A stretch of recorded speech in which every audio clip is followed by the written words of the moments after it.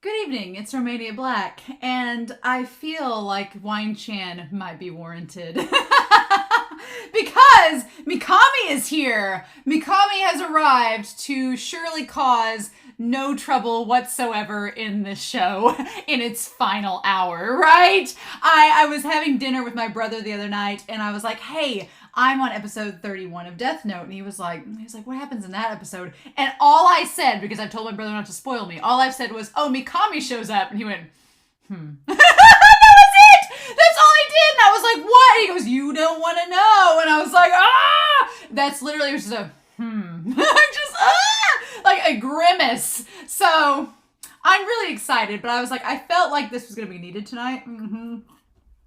It is a honey blackberry wine, so I felt like it fits the theme of Elle. We're wearing black, in honor of the fallen, now Daddy Yagami and Elle, but also because it's a very, very sweet wine. So it was like, it felt like something that Elle would drink if he drank, which we never really saw him partake in alcohol, but what can we do? I do have some comments before we start episode 32, though. Had some really good comments that I was actually really happy with, so I wanted to share with you all because they made me think, and I was like, look at that.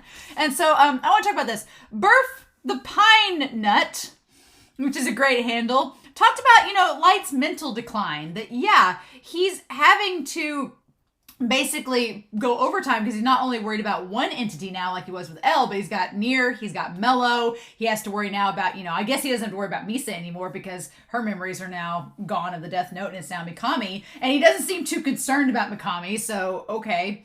But yeah, just the idea that in the OP that the fracturing of Light's face, and then when Elle looks back at him and sees him fractured, could be signifying his mental decline. I'm totally on board with that and agree.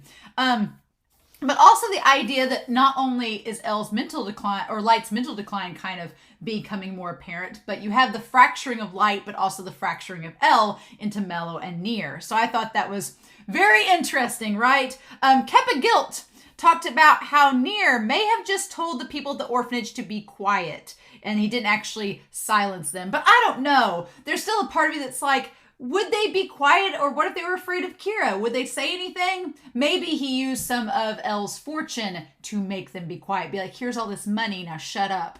So, or maybe put them in hiding. We don't know. We're not exactly sure on that one.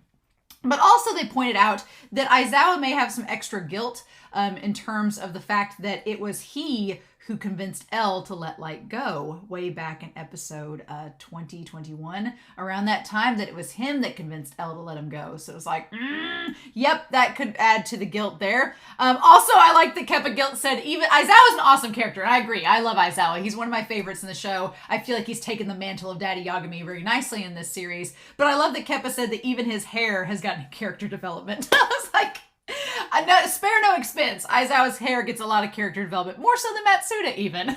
Kidding. I like Matsuda, Mogi, Ide, Aizawa. I like all of them. So, and I don't want to see any of them die, but at this point, all bets are off, right?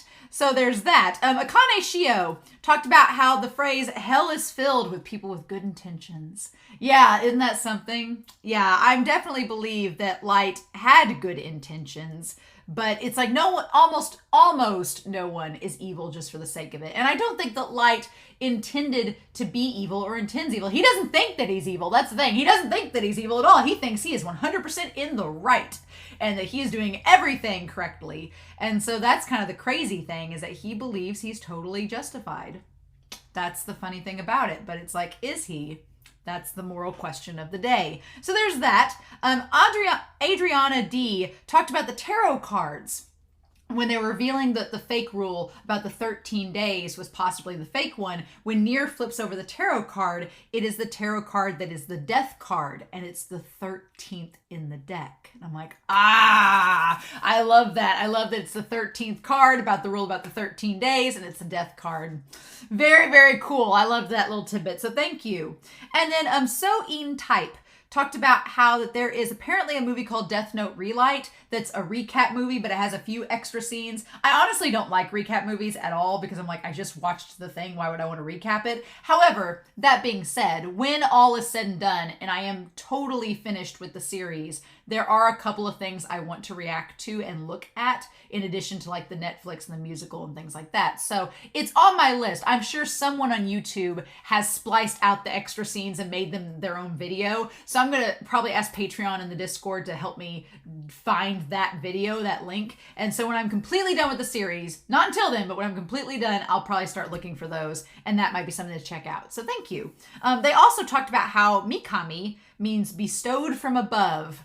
Light gave him the death note from above. Isn't that funny? But that also his name is written in a very uncommon way, and that the kanji in his name mean fascination, to bewitch, to charm, and demons and spirits. And I'm like, will Mikami like woo Ryuk over to his side? I don't know. And then Teru, of course, means to shine or illuminate. So I don't know. Will Mikami bring forth the light of Kira? It's all, the name meanings is all crazy, so I guess we'll see, right? Mikami terrifies me, which is another reason that I got Wine Chan, because I don't like where this is headed. I don't trust Mikami. I think that that's a bad idea on Light's part to give control to someone that could be on his level, but Light doesn't think that he's on his level, so, you know, what do we do? What do we do with that? And then Algumalgium, we had a really good conversation about this in the comments, that we always think, or at least I've always thought of this series like Sherlock and Moriarty, like Elle and Light. But we could also look to it as with Light and Near and Mello, it could be Sherlock, Moriarty, and Milverton. And I didn't want to say anything because I don't want to be too biased. I know y'all know I don't like Light. I love him as a character. He's fascinating, layered, complex, wonderful. Don't like him as a character.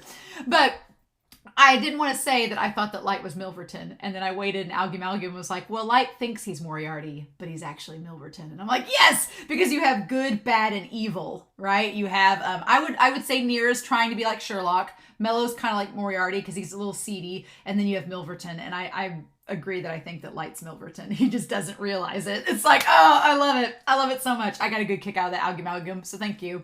Alexander Q, this was a really cool thing too. Y'all bring in some really cool perspectives and thoughts about these characters. But Alexander Q talking about how Near, because I was kind of saying Near, it seems a little childish how they play with toys. But Alexander Q had a really cool perspective saying, well, what if Near uses those toys to visualize his plans? Like he shows, like he uses it to visually, like he's a kinesthetic learner. He uses it to like visualize how he's going to do things. And he makes structures like out of the dice and things and the railroad tracks. Like that's kind of like what Elle was doing in his mind. So I was like, oh yeah, that's a really cool way of looking at it. And that's just the way that Near deduces things. That was neat. But also said that there's a thing called Death Note 13, How to Read. I am planning on my own time to read the manga. I would love to have the full set at some point. If I get enough gift cards for Christmas, that's literally the first thing on my list to buy is the full set of the Death Note manga so that I can read it in my own time because I want to read the manga and see how it is. But when I'm done with the manga, that book is definitely going on my list because I freaking love Death Note and I want the manga now and I would love to get that book. That would be awesome. So thank you for pointing that out. And then finally, CR talked about how Light, you know, after all these years, still doesn't seem too close to Ide and Aizawa. And that's so telling because, yeah, in the last couple episodes, even when there's that ground of suspicion, Light keeps his distance from him. He doesn't really associate with them. When he comes into the room with the tea, he kind of bypasses Ide and Aizawa. He doesn't even say hi or talk to him. He just sits down at the computer and starts working. He doesn't seem close to Matsuda. Matsuda he probably seems the closest to, but I think that's just because of Misa. So it's like, why does Light keep them around? Because they seem like they'd be a big liability and they would suspect him. So why does Light keep them all around? And I thought it was, one, he doesn't want to get rid of Matsuda because Matsuda believes in Kira. So it would be really suspicious if Matsuda was the only one left and the others disappeared. So there's that. But also CR pointed out that something that is a victory to Light and his overall goal is to convince them that Kira is justice. So if he keeps them around and changes their worldview, maybe that to Light is a victory. And not only that, but it could be that he's keeping them alive because he wants to try to convince himself that he's not evil And if he doesn't kill them, that's kind of a thing of, oh, I'm not evil. Look, I kept these people around sort of situation. So I thought that was really neat. So thank you, CR. Thank you, everybody, for all these comments. They were really, really good. I was reading the comments for the last 2 weeks being like, oh, these are really nice comments. Patreon's been quiet. And I think Patreon's been quiet because they know something is coming. And Mikami, I don't know. I'm just like, how are we going to do this? So I guess we'll find out. But I poured myself some wine, Shan. I was like, if anything, we're going to have fun. I am nervous because I actively root for Light's downfall, and I feel like Mikami may help him succeed in his goals. So what can we do with that? But in any case, I'm going to set that down for a hot second. We're going to start Death Note episode 32, and we're going to do that here in 3, 2, 1, and let's start this beautiful OP.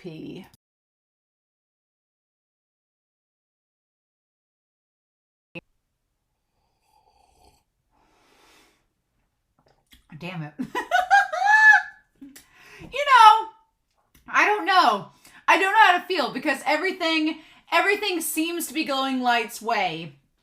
Everything seems to be going Light's way, and that nothing of consequence is going to happen to Light because he somehow, against all odds, can 6 degrees of Kevin Bacon his way out of anything. And the worst part is, it all seems to go his way. And there's a huge part of me that's like, there has to be some kind of karma or consequence to what you are doing. And I want to talk about Mikami because Mikami, he starts out one way and then everything quickly takes a turn very quickly in his backstory. I'm glad we spent like half the episode getting Mikami's backstory. I was like, okay, cool. But Light does some things in this episode, surprising no one, that are just questionable. But they all seem to work out in his favor. And at this point, I'm like, we have 33, 34, 35, 36. We have 5 episodes left. 5 to wrap up this story. We're at the 5 episode warning, and everything seems to be going his way. I'm like, I don't know. I've got theories about Misa. I have theories about Mikami. That girl Takeda, girl, you okay? This wine was the best and worst choice. But as soon as I finished the episode, I was thinking, because I've had several people say in the comments over the course of this series that Light's a psychopath or a sociopath. And I've been questioning, I'm like, is Light a psychopath? Is he a sociopath? And so I looked it up. I went to a few sites after I was done watching this episode. I had some more of my wine and was like, I'm going to do some research. And so I found a nice blanket. It's from a psychology website talking about the differences between a psychopath and a sociopath. Now, this is all, granted, extremely abbreviated. I'm sure my best friend's a social worker and she like has the DMV and she's probably like, you're missing 8,000 things. I need to grab the DMV and see what Mikami has, because Mikami, oddly enough, from what we know of Mikami, he doesn't really fall into the sociopath or psychopath spectrum. We'll have to see when we go back through the backstory of him, but I don't think he falls into the spectrum from what we know about him. Now, we may find stuff out in the next 5 episodes that make us go, oh, no, he was a psychopath, but I do want to go through Light real quick, because I think Light checks off the boxes on one of these entirely. And so let's go through this. So a psychopath, by definition, has a lack of empathy, remorse, or guilt. Well, Light does not believe he's guilty at all. He doesn't really empathize with anyone, and he doesn't seem to show remorse for anything he's done. They've all been, the closest he's gotten to show any remorse has been with Daddy Yagami and him dying, but we don't know that for sure. That's just, you could guess as the audience. So yeah, lack of guilt. Light doesn't think he's guilty. Check. Now, with the sociopath, in comparison, they do have a lack of remorse, but can feel guilt or empathy. Well, Light would check off that as well. If we're going with the Light Yagami, Daddy Yagami thing, he checks off both. Okay. Pretending to feel emotions. Light has acted out emotions this entire series. He was acting out during his father's heart attack to feign concern. So yeah, Light pretends to feel lots of emotions all the time. With sociopaths, some emotions are felt, but they are shallow and fleeting. And they used rage as an example. But Light doesn't get angry a lot. But even if it does, it's fleeting and shallow. So he could check off that as well. All right. Inability to form true emotional attachments. Check. Not forming attachments, no. And this one with sociopaths, they may form close attachments with like 1 or 2 people. Now, you may be questioning, gee, L seems like he kind of fits these first 3 with the sociopath side pretty well. I would agree with you on that. So I would say Light hasn't really formed an attachment, a close attachment with any one person, with the exception of maybe Mikami, because he's got like a hard-on for Mikami's obedience and connection to himself, which we'll talk about in a minute. But I would say that L kind of fits the lack of remorse, but he can feel guilt or empathy. He doesn't really show emotions, but they are short and fleeting. And he forms a close attachments with like 1 or 2 people. His only friend Light. So we'll do that for L, just to be fair, just to play devil's advocate for Light. Tends to be successful. Light's covered that base pretty well. So yep, check that one off. Consistent irresponsibility and violations of the law. That one with the sociopath is kind of hard because Light's not really a criminal. He's not really, aside from murdering lots of people with the death note, he's not really shown consistent irresponsibility. So I can't say Light fits that one, and L doesn't fit that one either. So that's where the sociopath kind of wanes off and the psychopath remains, right? So yeah, tends to be successful. Dishonesty. Have you ever told the truth since the day you were born, Light Yagami? Check. Constant lying and deception. Well, Light fits that one. L is not constantly lied or deceived, so he doesn't fit that one at all. So yeah, but Light fits the dishonesty. And then the kicker for me between a sociopath and a psychopath is that a sociopath has aggressive and reckless behavior. Light has not had aggressive or reckless behavior. He is extremely calculated, and neither has L. So while L may fulfill like the first 3 criteria of a sociopath, he doesn't really fill the rest of it. And Light honestly doesn't either. So I would say Light is not a sociopath. But a psychopath, he has a lack of empathy, remorse, and sincerity. He pretends to feel emotions constantly. He has the inability to form true emotional attachments. He tends to be successful. He has dishonesty, and this is the kind of the kicker, is that a psychopath is manipulative, narcissistic, and with superficial charm. Totally this episode. So I was like, okay, Light's a psychopath, just so we're all clear. He's checked off all of the main boxes in this episode. I was like, oh my God. And that's the thing we were talking about in the comments, is that Light is a very fun character. He's super engaging. He's one of the more unique protagonists I've seen in the series so far, but I don't root for him. I actively want him to fail, and what's frustrating is he's not failing. So that's the frustrating part. If you were rooting against him, you're like, damn, well, okay. And Mikami. So I want to go through and talk about the differences between Mikami and Light, because they are very, very different people. And this episode really showcases that Light does not know Mikami's backstory at all. He knows what he knows from his views of him and seeing him on the news and in interviews and things, but that's all very surface level. That's like just on paper. He's a prosecutor, on paper this. He does not know Mikami's backstory, right? And so I wanted to kind of point this out with Mikami. And I want to put Misa over here as well. We're going to put Misa on here, out to the side here. Light, what are you doing? Like, just you're severing. It's like, remember back in like episode 18 or 19 when Light didn't have the death note and he was like, L, I would never toy with a woman's emotions. Remember that? Remember that bit of honesty from Light? Well, by God, he's messing with Takada's emotions, and Misa, now that she's ordinary and he can't use her, she's just a dumb blonde. We don't need her. I don't know. Misa is a stage 5 clinger. She wholeheartedly believes that Light is totally in love with her. And if she finds out, it would not surprise me, and I don't want to be told if I'm right or wrong, it would not surprise me if Ryuk, just for funsies, he gets bored of Mikami, because Mikami's kind of a wet blanket, and he gets bored of a hot wet blanket, but a wet blanket. If he gets bored and he's just like, I wonder what would happen if Misa touched the death note again. And then she gains all her memories back and knows that Light's been cheating on her. Girl, there is the phrase, I said this in reaction, hell hath no fury like a woman scorned. You don't do that, Light. And Light doesn't care because he doesn't love Misa. So you have Misa, we'll talk about her too. But, okay, so Light pretty much, we talk about, has a God complex. He has a God complex, and he wants to be justice as Kira. All right, he basically wants to be a god and wants to enact justice under the guise of this persona called Kira. There we go. Right. So Mikami is rather interesting because we'll talk about the similarities and differences between Mikami and Light. They're very different, and it's so crazy because Light thinks that they're so like-minded, and they are. They think on the same level in so many ways, shapes, and forms, but their upbringing and background are so diverse and different. It's fascinating. I will say this for Mikami though: is Mikami hotter than Light? Mm-hmm. Does Mikami have better fashion sense than Light? Mm-hmm. Is Mikami more scary than Light? Mm-hmm. I'm very worried about Mikami because I was like, Light, you have given authority and power to this person that it's dangerous. It's very dangerous. So we need to talk about this. The whole idea of delete and him just deleting people is kind of absolutely insane. So he talks about he was a child with a strong sense of justice, and we see him as the little class rep in middle school, right?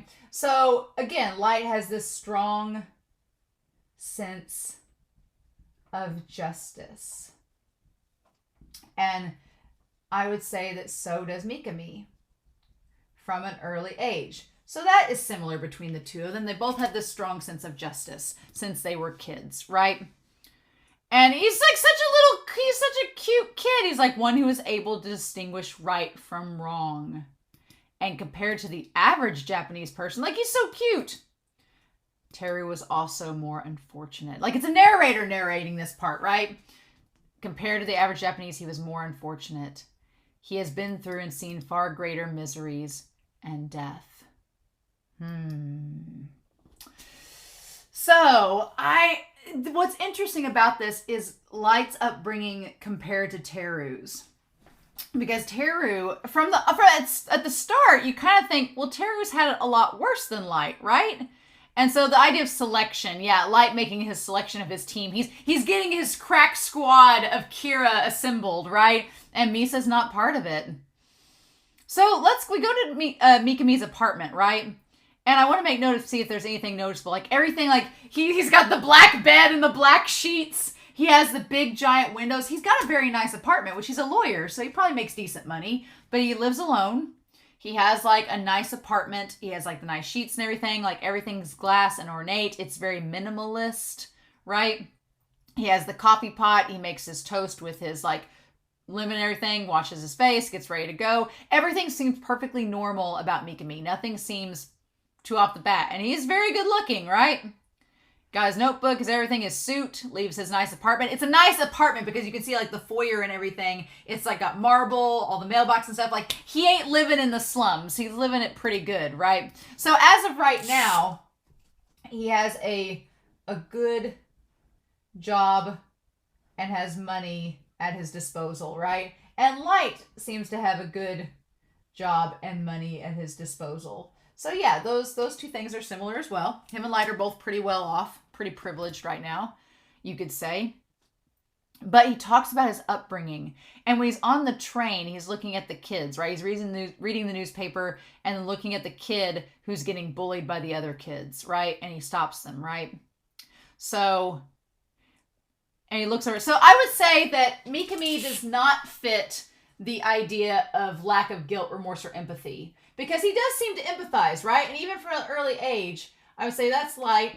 With Mikami, I would say Mikami does not have a sense of lack of guilt or remorse or empathy. Because he like sees the kid getting beat up and he feels bad for him, right? And he says that growing up, he felt bad for people too that were being served injustice. So he feels that remorse, right? And I'm sure you could argue from the beginning that in the first couple of episodes, I'm sure some people in the comments will be like, well, Light felt sorry for that girl or whatever that was getting assaulted. And it's like, okay, yes, I will give you that. That's true. But recently, in recent times, Light has not had that empathy or remorse or guilt. When he killed Naomi or Ray Pinbar, no empathy, remorse, or guilt. So at the very beginning, sure. But I would argue with that. In the very beginning of the first episode, he was looking over at those guys that were at the desk saying, well, they don't deserve to live. We could exist without them. And I'm like, that's a red flag, right? I don't don't sit in class and look over at somebody and go, oh, they don't need to exist in this world. No! Kind of the opposite. Everyone deserves to exist. But from observing the world around me when I was young, I learned that humans are split into two groups, good or evil. So he has a very absolute idea of good or evil. That's it. And that's interesting because on the one hand, I'm like, okay, well, did light believe the same thing, that there's only good or evil? Or does light believe in shades of gray? It's hard to discern with light sometimes, right? Because at some level, light believes that there is good and evil. But does he believe that it's absolute?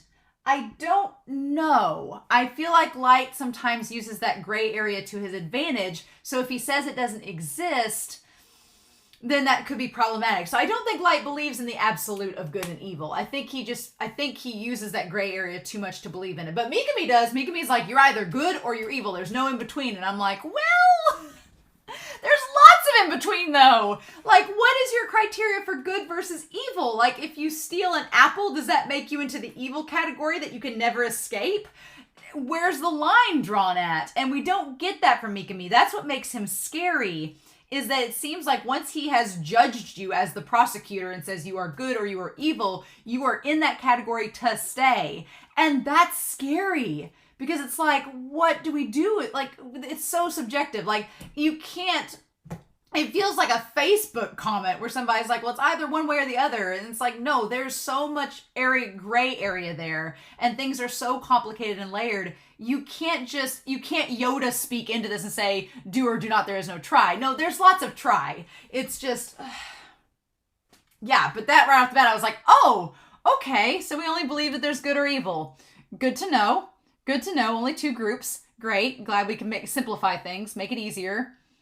And he says, this was true in a small world like elementary school. Like, he seems almost like he's trapped in his younger days to an extent where he can't get over how he was treated as a kid. And I get that. Some people have really traumatizing experiences as a kid and you can't get over it. I totally understand that. But that seems to be kind of the case with Teru.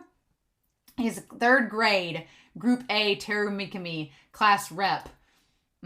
As the class president, no matter what goals I tried to achieve, there were always enemies. But I'm like, you're in third grade, dude. Grade schoolers are little bitches. So yeah, third graders are the worst. I used to substitute teach. Third grade is the worst grade. Everybody says middle school is the worst because of puberty. No. Third grade is the worst grade because they're right at that age where they're no longer as innocent as they were as kindergarten through second grade, but they haven't gotten to fourth, fifth, and sixth grade to learn there's a ladder and a hierarchy. They're in like a little organization of chaos in third grade. They just think that they're the kings and queens of everything, and you're like, you're 8 years old, you little shit. So it's like, yeah, I remember I subbed a third grade class once and I was like, you all are the worst. So when he's like, oh, there are many enemies, I'm like, dude, that's just a third grade class. That's a typical Wednesday. Like, they're not evil, you know? And yeah, bullies do exist and it sucks, but there's often circumstances that it's so complicated. Like, it's fascinating to see him talk about this. Like, I do feel bad for Mikami though, when he looks up and the people walk away. Like, this one kid's getting bullied and everyone walks away except Mikami. And that part of the story is pretty admirable because it's like, okay, Mikami, you stood up for that kid. That's good. That's glad that you stood in the way. So Mikami has since childhood stood up for others to be good. Quotation marks. So yeah, I do appreciate it with Mikami that he stood up for that kid because somebody needs to. So I do appreciate that with him. I like that he did that. I like that about his character, right? But he stood up for that kid to try. He's like, evil has to be confronted. And so then he ends up getting beaten up because of it, and none of the other kids stop him, right? They all just watch as he gets beaten up.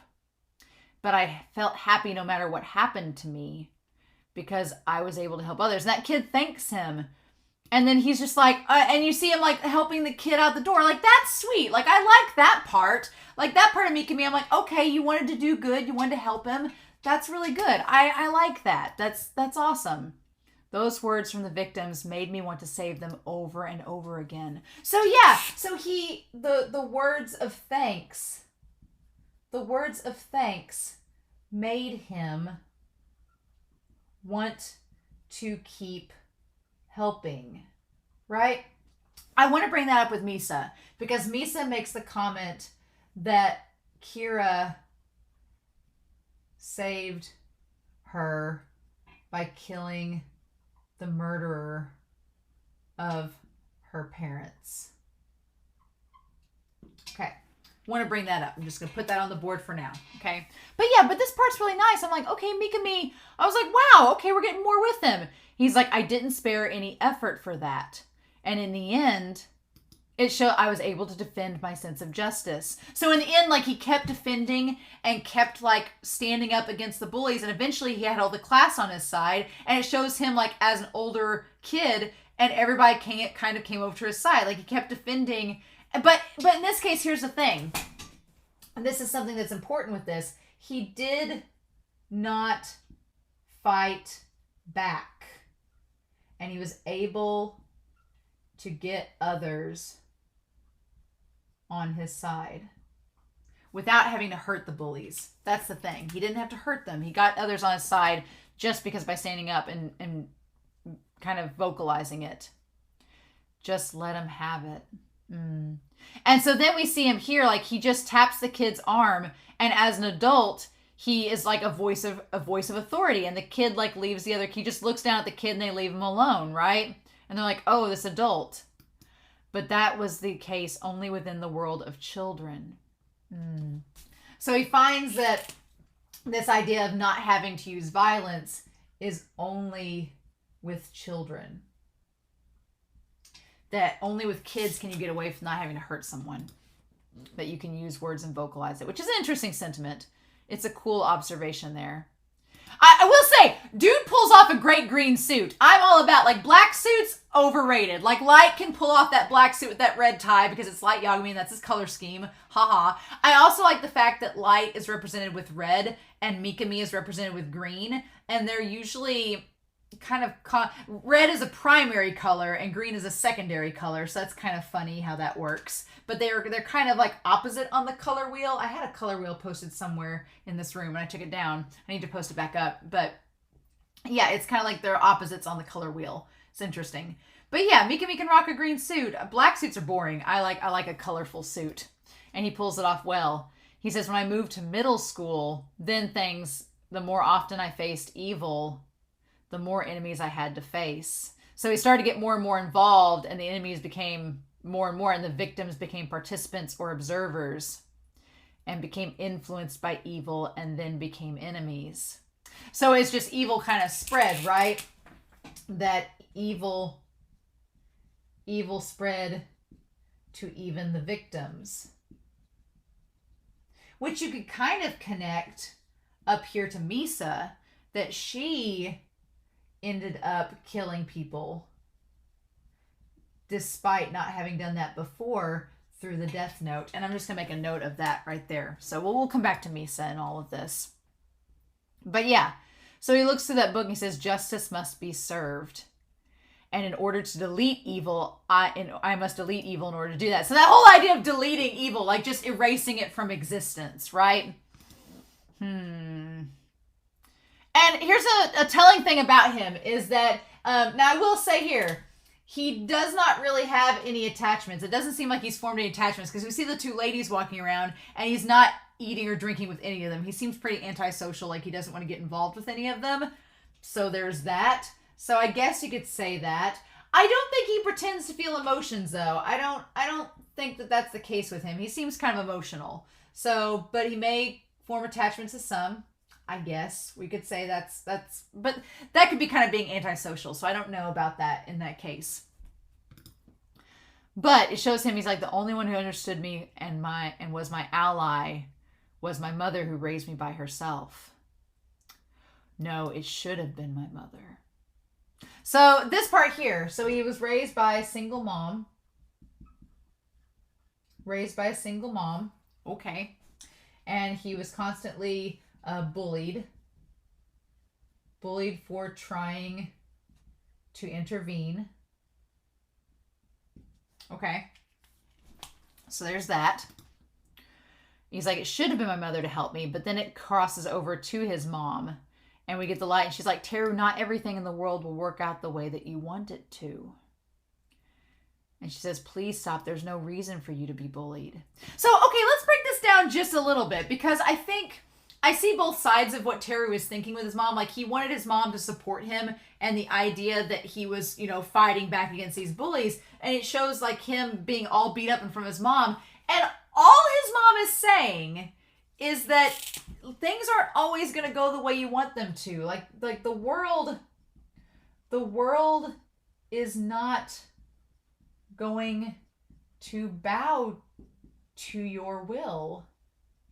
So why go through with this? She's like, you're getting bullied for no reason. I kept waiting for the shoe to drop and for Mikami to like go to, we never see him go to like a figure of authority and tell them about this. Like, we never see him go up to an adult and say, hey, this kid's getting bullied, or hey, this is happening. Hey, can you do something about it? I was waiting for that to happen, and I would have maybe been more on board with this part of the story if we had seen like a teacher, if we had seen Mikami go up to a teacher and been like, hey, this kid's getting bullied, we need to do something, and the teacher was like, nah, man. Because I'm thinking of like the series Jujutsu Kaisen. There is a scene, without spoiling anything, there's a scene with a student and a teacher involved, and the teacher knows that this student is being bullied, but doesn't do anything about it. Now, if we'd had a scene like that, then the mother's words would have been a little bit more like, because we could have had Teru be like, well, I've told the teachers and they won't do anything. But we don't get anything like that, and we never see him ask a teacher or an adult or someone of authority to do something. Instead, he tries to do it himself. And so that part's interesting that we don't ever see that. But all she says is, she's like, there's no reason for you to be bullied. Just stay out of it. Mind your business. And she's like, there's no reason for you to get hurt like that.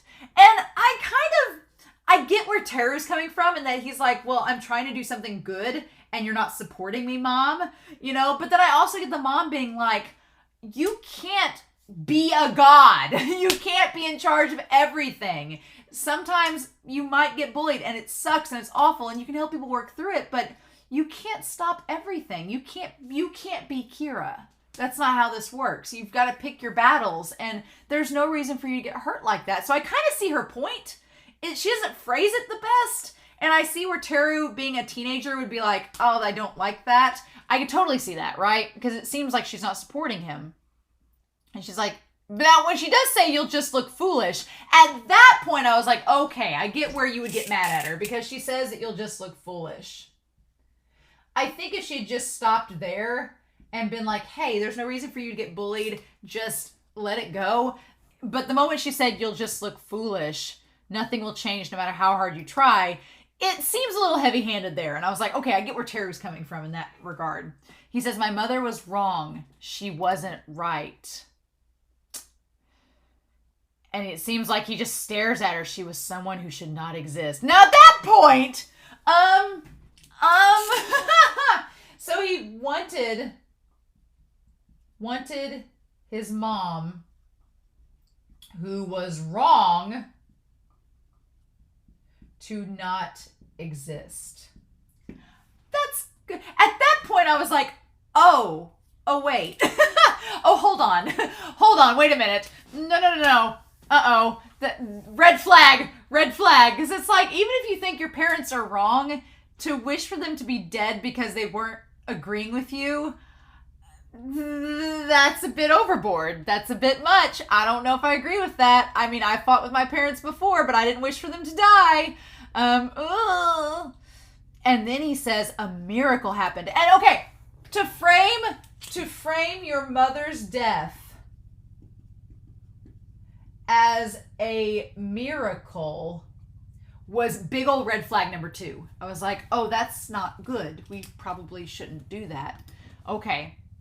But I kept wondering if this had anything to do with Kira, but it was like 4 enemies. And here's the thing, he calls people enemies. He uses very direct terms like enemies and delete. They are very objective, cold, non-personal terms. Like delete is just erase. Like there's no emotional connotation to it, right? And then enemies, there's no specifics. He doesn't even call them human, just enemies, right? So 4 enemies lost control of their car while joyriding without a license, and they died. A bystander was killed. And he's like, and that bystander was my mother. And then we see like a very empty funeral home. He's like, the people I rejected were deleted all at once. I was like, the fact that he calls it deleted, he's like, at first I was scared and I trembled from my heart. However, I was sure there were some people who were happy because of this elimination. Like he uses very like elimination and delete and enemies. It's all very like cold terms, right? The victims were no, almost everyone in my class must have felt some happiness. Like, I guess the victims, and it shows like there's a table with a desk and flowers on it. And he's like, I wasn't wrong. Our class was peaceful. So it's just like he was reaffirmed saying that I wasn't wrong. That everything was peaceful when the enemies died in the joyride. Like people, again, that ties back to light of who, the idea that some people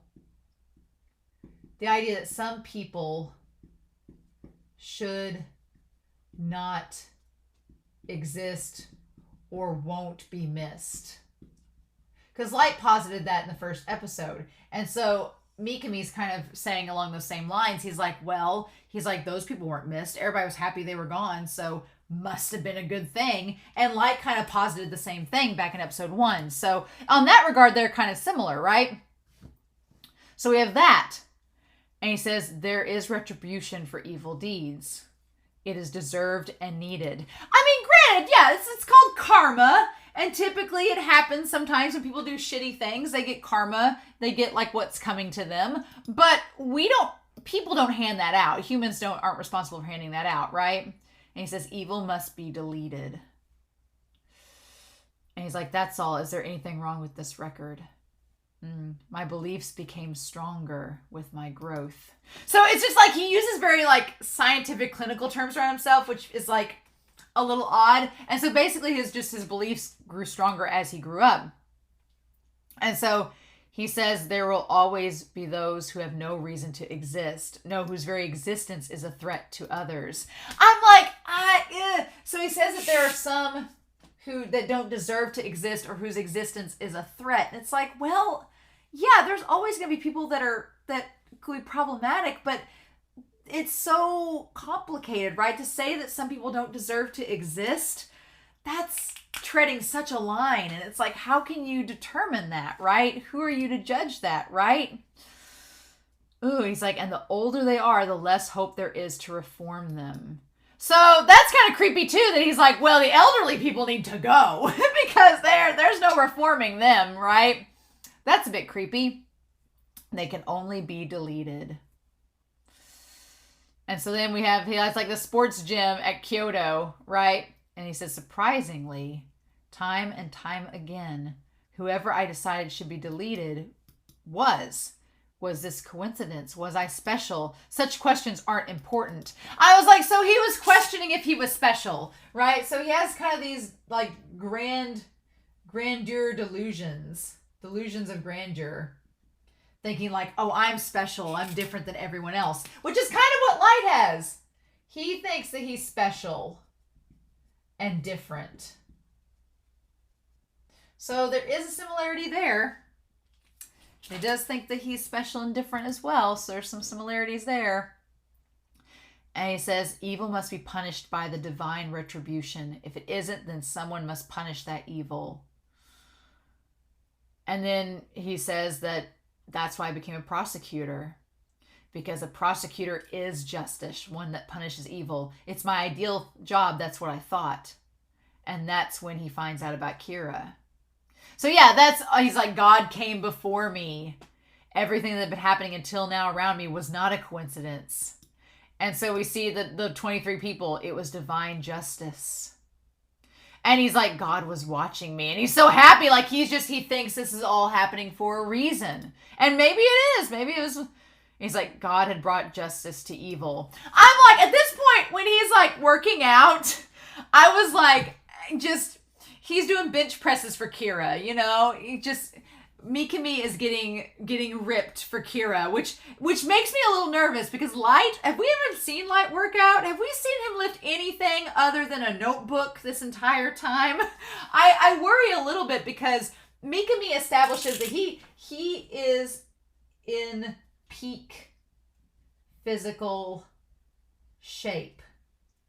That means that he is physically strong. So if you were to fight him physically, that would not be a good thing. He could probably take you. So that's like a little flag of he could be trouble to mess with, right? Because I did not give in to evil. He's like, that when I realized that, I went to the place where I could grab God's attention the best I could. And then he just like hits Nirvana, and like it shows him like God accepted me, and shows him in the red button up, just like Light, holding the damn notebook. He shared his power with me. So yeah, so it's almost like he believes that he was chosen for the Death Note. Right, he was chosen by God. I want to put some differences on the board here. I'm going to map out some differences right here between Light and Mikami. And that is the acceptance of the Death Note. Here's the thing. Light did not believe that God chose him to get the Death Note and gave it to him. He found out pretty quickly it was just a Shinigami who was bored and gave it to him because he was like, eh. But Mikami does not know that. He believes that Kira, aka God, chose to give him that notebook. So there is a little bit of a difference there, right? There's also a big difference in that Light grew up with a loving family, wealth, and was never bullied. Never bullied, nor helped anyone that was. And I think that's a really important distinction to make. Light comes from like the top of privilege. He is like the most privileged boy that I've seen as a shonen protagonist. He has a loving family, an upper class house. He was like popular with all the students. He's incredibly intelligent. He's never had to want for anything in his life. And he just happened to be bored and found this notebook that was given to him by a bored Shinigami. Light, as Kira, is from like the foundation of privilege. And then you have Mikami, who granted, Mikami came from much more humble beginnings, like had a single mom, doesn't look like they had a lot of support, was bullied a lot as a kid, tried to like step in and do good things for his classmates and ended up getting punished for it. Light never did any of that shit. So from that standpoint, Mikami, like his whole upbringing has shaped who he is. And him getting the Death Note is like a big deal. Whereas Light's just like, I just decided I wanted to be a god one day, and then I got the means to do so, so here I am. Like, it's very, very different. Like, granted, they're both likewise thinking of justice in the same way, but their upbringings are so starkly different. And I find that fascinating. And I wonder what we're going to do with that later on in the series. And so Ryuk's just sitting there like, okay. And he's like, I have to respond to this and figure out what Kira wants and do what Kira would do. What would Kira do? What would Light Yagami do? And then he just does all this deleting. And him just saying delete in repetition is quite terrifying. Quite terrifying. And Ryuk's just staring at him like, But yeah, if you have to say the word delete over and over again, something might be a little off kilter. A wee bit. And what's interesting is that the Death Note amplifies. As we've talked about in the comment section, as we talked about in the episode, the Death Note, it amplifies your inner desires and morals. Now, granted, we've only seen 3 cases of this at this point. We see it with Mikami. Well, we've seen it with Misa, we've seen it with Higuchi, and we've seen it with Light. Light is like textbook, and then Higuchi is textbook. And Misa didn't seem to change too much, but she was so devoted to Light and willing to kill for him that she just did it without question. Like, didn't even, no empathy, nothing. Didn't even question it. Higuchi was like willing to do it as well. Same thing. And Light is too. So I'm a little worried that Light has given this death note to someone that has this background and these morals that are different than Light. Light thinks that they are like cut from the same cloth. And I'm like, no, you are not. You are cut with the same pair of scissors, perhaps, but you are not cut from the same cloth. And I'm like, I'm a little scared that Mikami, if he thinks that Light isn't what he expects him to be, might decide to go rogue. I don't know. But he just says delete over and over again. And so then we get the idea of the Death Note rules. We get that thrown out at us. So we have, if the Death Note is owned in the human world against a Shinigami's will, the Shinigami is permitted to stay in the human world to retrieve it. So if somebody steals the notebook from Ryuk, he can stay there till he gets it back. Okay, it's kind of what Sito does. He stays there until he gets his notebook back. That happens with Sito. And then the other rule is, in that case, if there are other death notes in the human world, the gods of death are not allowed to reveal to humans the death note's owner or its location. Oh, okay. So, okay. If there were two death notes and Misa had one and Light had the other, and Rim asked Ryuk where Light was, Ryuk did not have to tell Rim where he was. Okay. They don't have to reveal where the owners are. Okay. Well, right now, Ryuk's the only Shinigami in that world anyway, so it doesn't matter, right? But that's interesting. There are times I wonder if these rules are actually going to be used in the context of the show, and then times where I'm just like, they just put that in there for funsies. Okay. But yeah, so everything is going along, and Light's like, okay, Mikami killed Demagawa before I gave the order. But he's like, oh, it's fine. It's fine. But now there's no one to be Kira's spokesperson, so what do we do? He's like, I can't do anything in this situation. So Light is pretty much dependent. He is depending on Mikami to act for him. And the idea is that he's going to throw off suspicion of him.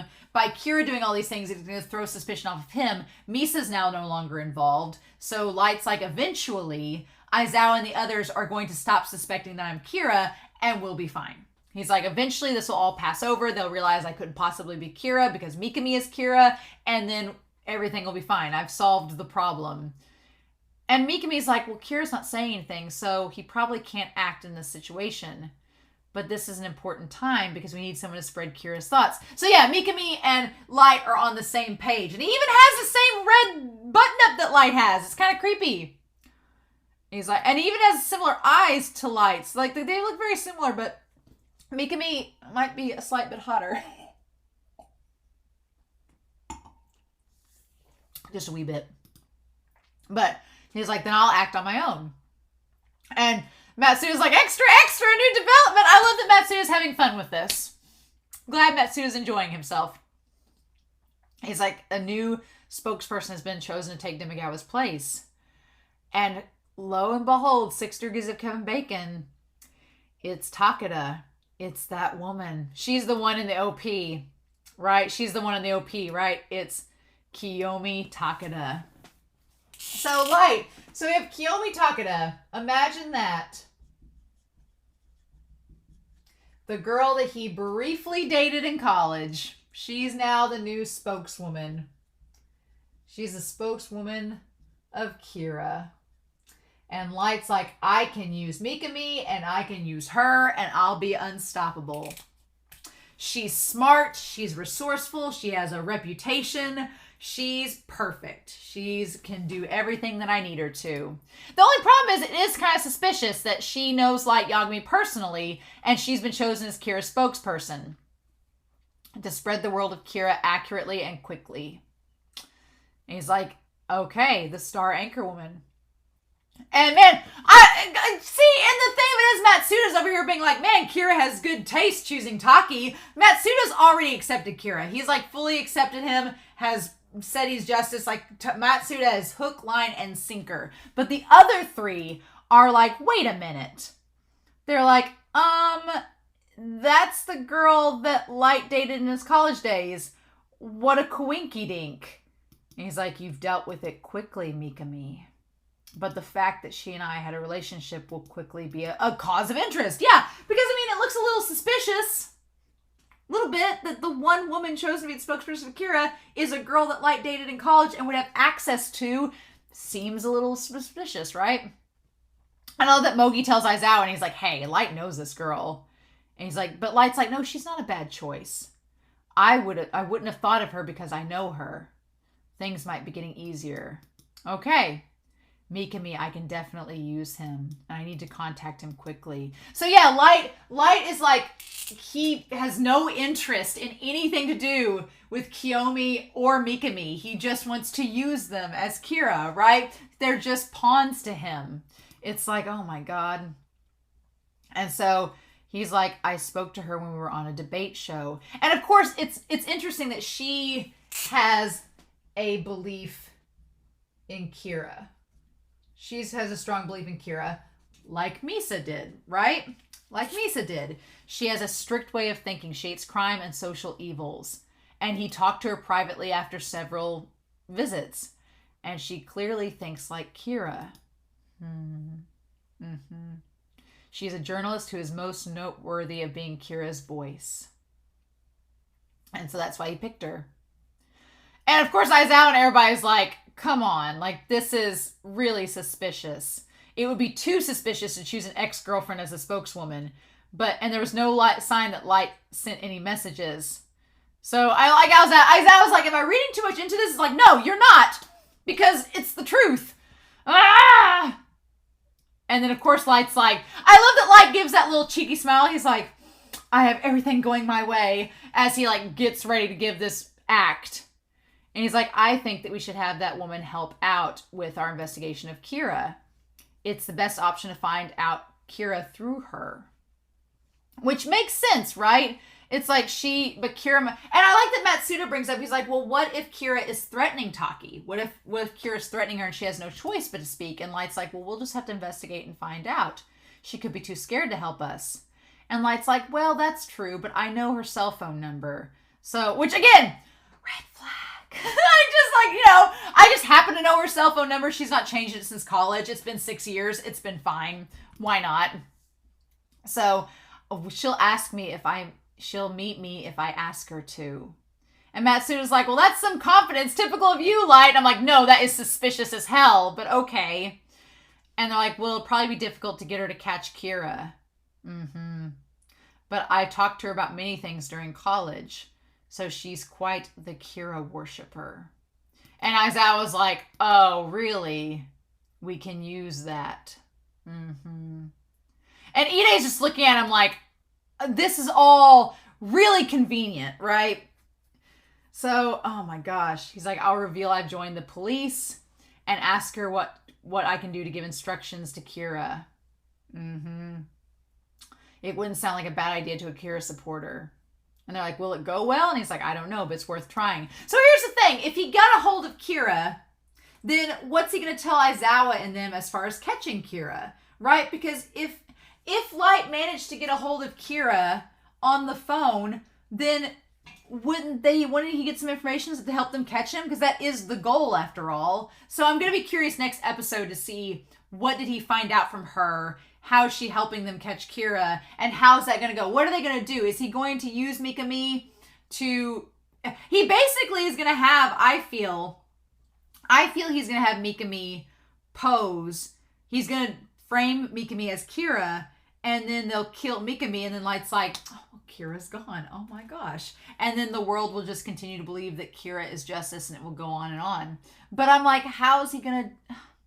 But then if he kills Mikami... He needs Mikami to keep spreading the word. So I don't know what his end game is, how he's going to do that. I don't know how that's going to work. You would think he'd frame Mikami as being Kira, but I don't think that's the case. So it's like, and my thing is that at some point, I feel like Light's going to try to tell Mikami to do something, and Mikami is going to be like, no. Like, I'm waiting for that to happen, because again, Mikami does not love Light. Mikami does not have any affection towards Light. He just worships Kira.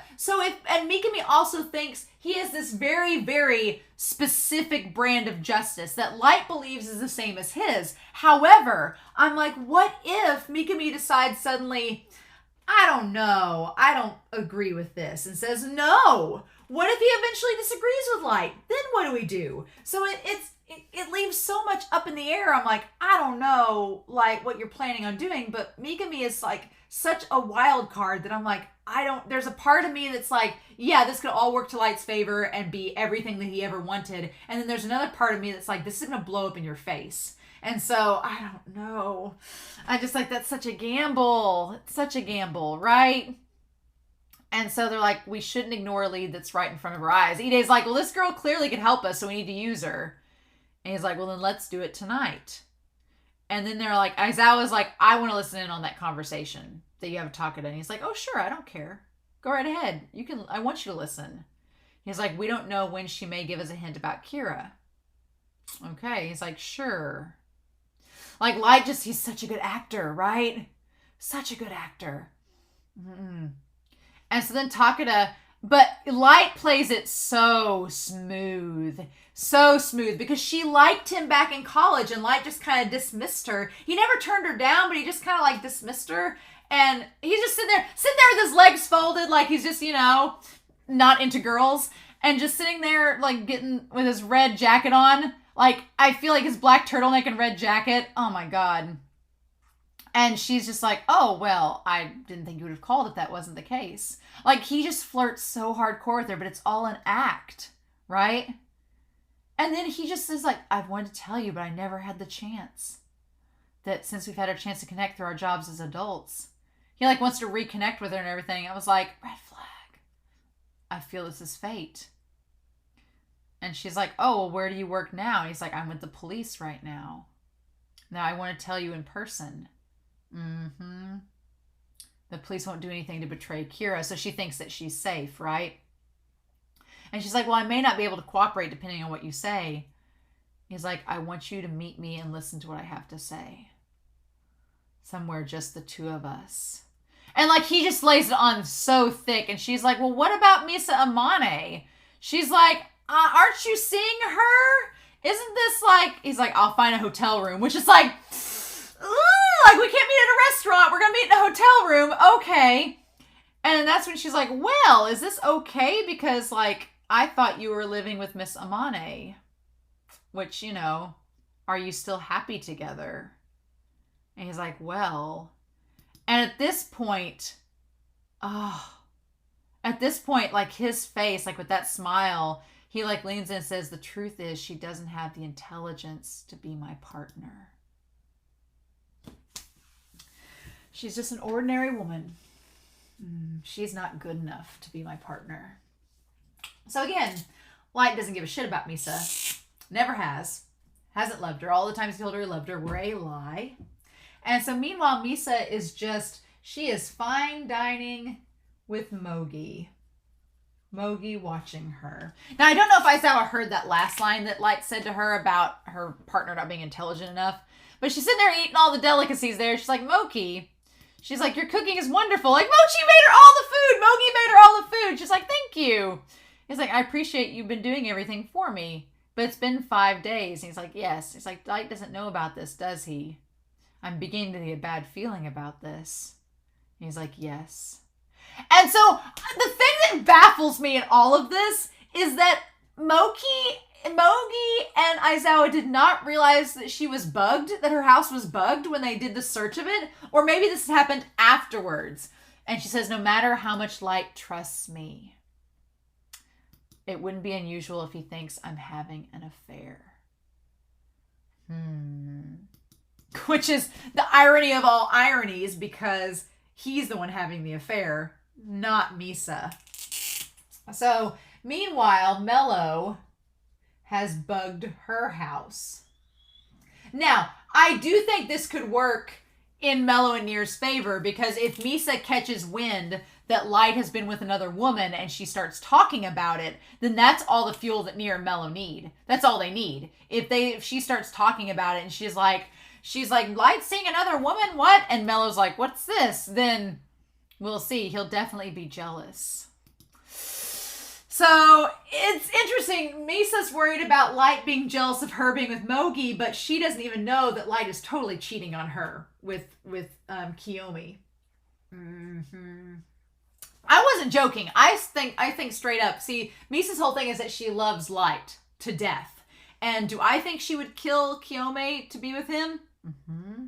I think she would. If she got her hands back on the death note, that girl would be dead in 2 seconds. So I don't know. I'm like, Light, why are you playing with fire like this? What? Let Misa go. If you're worried about, if you cared about Misa, you would let her go. Like, Rim is rolling in her dustpan right now. Like, just let Misa go. You're just keeping her prisoner there. It's stupid. And I love that Mello's like, Near told me to scout the second Kira, but she's so stupid. How can she really be it? It's like, it's crazy. And so meanwhile, he's like, if Kira's in a situation where he can't contact me, even if he wanted to, then he'd probably try to contact Takeda. Like Light sets everything up to perfectly fall into place for him. Like, sets everything up perfectly. It's kind of insane, right? But, so he decides to call her after the evening news.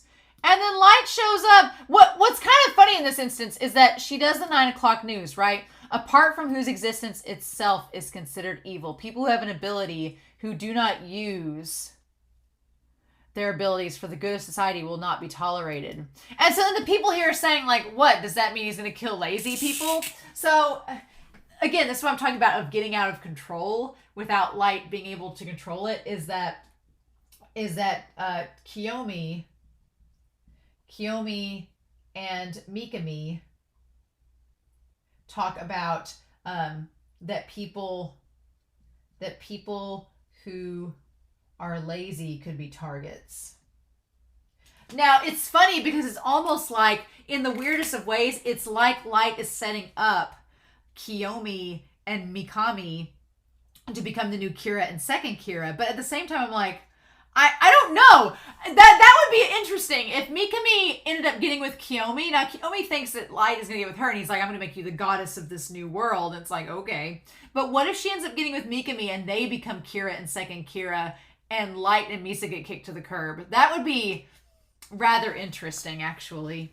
That would be rather interesting. But yeah, so when they're saying this, Light and Aizawa are walking by, and Light's got a suit on, and Light's like, you're overdoing it, Mikami. No, it's too early. So Light is constantly thinking of the idea. Light is questioning already. He's questioning Mikami and his limits. Being like, do I need to say something? Do I need to, like, put something in place so that Mikami doesn't act out of line? He's like, I need to contact him and let him know. And so they get everybody in contact. And he's like, their sound and visuals are great. No blind spots. And then, man, the way that Light makes this work to his favor. Of course, everything works to Light's favor. It's like clockwork. It's the most insane thing that she gets in there. And then the music kicks in. Like, she opens up the door. And there's Light standing there in a perfect suit. And again, Light is like... He is a handsome guy. He's extremely hot. So him standing with the damn tower behind him, illuminated, him with the lamplight and everything, and a suit and everything. What girl wouldn't be like, damn, he's really hot. But red flag girl, it's tied around his neck, girl. And of course he's like, oh, I've wanted to see you. And she's just like, I bet you have, because she's wanted this her whole life, right? She's fallen in love. Mr. Light, I don't mess with a woman's emotions, Yagami. And like, Ide's like, why isn't he saying anything? And Matsuda's like, he's making the move. I'm kind of mad for Matsuda, though, because I'm like, Matsuda, Misa, what about your homegirl? She's going to be devastated about this. But Matsuda believes that it's just a ploy to get her to talk. Matsuda doesn't think it's real. He doesn't think that Light is going to intentionally, try to have an affair with her. I mean, come on. But what ends up happening is that he just, and of course he's just sitting there like just putting the moves on, being like, I've just wanted to see you after all this time. And he's just like sitting there with the pinky out and everything, like, what the fudge, Light? And so, and Ide's like, he's going to look suspicious. And Matsuda's like, have you ever been in love, Ide? And Ide's like, what are you talking about? And he's like, oh, the moon's good. I like Matsuda's just worried about, like, moonlighting. And Aizawa's like, what about the actual, like, conversation? And that's when Light realizes that she says, oh, it's Kira. And Light's like, shit. And they're like, oh my God. He's like, it's Mikami. And they're like, she said Kira right now. Is he contacting her directly? And he's like, you should answer it. And that's when Mikami hands the phone. I like Mikami's expression, though, where he's like, he's looking down at the phone like, why the hell is she meeting somebody in a hotel room at 9 o'clock at night? Like, I love Mikami's expression. It's kind of hilarious. The way that his eyes are slanted, he's like, what the hell? Like, he's just like, someone who could speak privately as Kira's spokesperson. It must be Kira himself. Like, he just comes to the conclusion like Light does. Now, do I think Mikami is as hyper intelligent as Light and L? I don't think so, but he seems like really, really intelligent. So I won't put it past him, right? He can clearly connect the dots. He asks to hand the phone over. And then she says, he wants me to give the phone to you. And Light is like, choosing you was the best decision I made. Will those be famous last words? I don't know. I don't know. And he's like, she passed the phone to Light. It's dangerous if it's really Kira. And he says, hello. And then he says, who are you? And then he says, November 26th, 5 pages. What are you talking about? And that's why, and then, oh my God. And just Mikami looking at that moment, I want to get a picture of that, where he's like sending him a code. November 26th. So I wonder what 5 pages are. And he looks back and sees it. He's like, God! He like realizes that it's Kira! Oh my God! He's like, Mikami, how much have you figured out? He's like, you can't move freely now. And he says, yes. You're being watched right now. And he says, yes. Are you really Kira? And he's like, is he asking me to kill right now? And he says, turn to Sakura TV. And he's like, oh, Sakura TV. And it shows him killing the ones there. And he's like, oh, he's killing the ones that have been like reappointed to Kira's kingdom, like the new appointees. It's like a whole new brand. And he's like, Mikami, you are better than I expected. And Light's face looks like that of a madman. He looks absolutely insane. Light looks more like turned on by Mikami's obedience than he has with either of these women. It's just, what the hell? Light. And he says, Kira wants to have the room checked for devices. I'm removing everything before he sees them. And they're like, remove the wiretaps. And he's like, it can't be helped. Like what can they do in that moment? And then, yeah, he takes them all out. Every single one of them. And tells her that she's Kira. And yeah, he's like, tells her, and he's like, Yagami is Kira.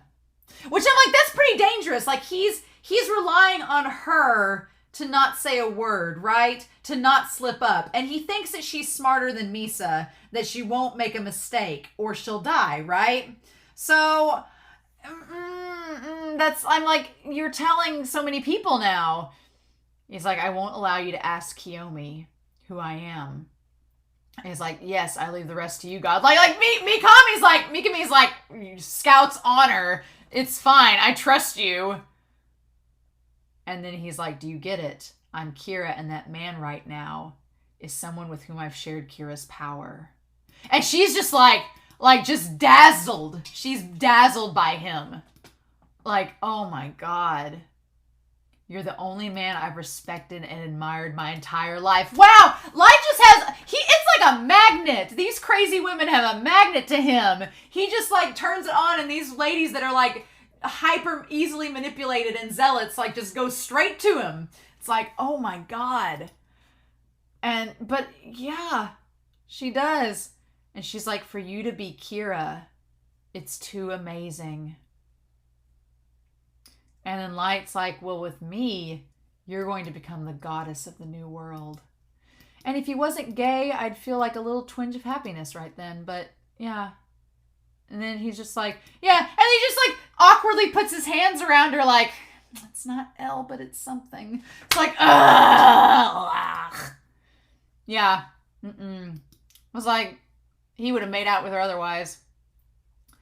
And then they get back on the line with him. They're like, are you all right? He's like, things went well with Takeda. And I'd be like, what'd you find out about Kira? Find out anything? Yeah? He's like, I'm going to pretend to go out with her so I can find out more about Kira. Sure you are. Sure you are. And then meanwhile, we have back at it.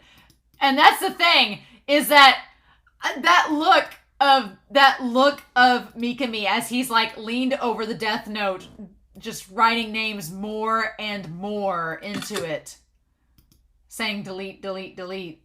And Ryuk's just like, well, and Ryuk even looks scary there. I don't know.